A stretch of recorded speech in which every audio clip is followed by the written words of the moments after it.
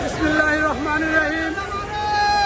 মহান মে দিবস উপলক্ষে ঢাকা 12 আসনের মাটি ও মানুষের নেতা ঢাকা মহানগর উত্তর বিএনপির সাবেক বিপ্লবী আহ্বায়ক জনাব সাইফুল আলম নীরব ভাইয়ের নেতৃত্বে কেন্দ্রীয় কর্মসূচির অংশ হিসাবে সাইফুল আলম নীরব ভাইয়ের নেতৃত্বে একটি বিশাল মিছিল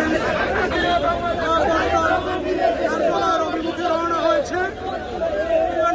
আপনারা জানেন, হাজার হাজার নেতাকর্মী নিয়ে জনাব সাইফুল আলম নীরব ভাই বিএনপির কেন্দ্রীয় কার্যালয়ের অভিমুখে মহান মে দিবস উপলক্ষে যাত্রা শুরু করেছেন।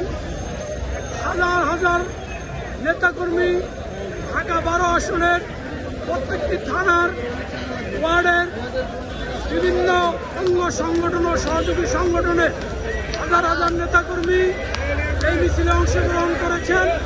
আপনারা দেখতে পাচ্ছেন একটি বিশাল মিছিল নিয়ে জনাব সাইফুল আলম নীরব ভাই বিএনপির কেন্দ্রীয় কার্যালয় অভিমুখে রওনা হয়েছেন। আপনারা জানেন, আজকে মহান মে দিবস উপলক্ষে বাংলাদেশ জাতীয়তাবাদী দল বিএনপি একটি সমাবেশ ডেকেছেন নয়াপল্টন কেন্দ্রীয় কার্যালয়ের সামনে।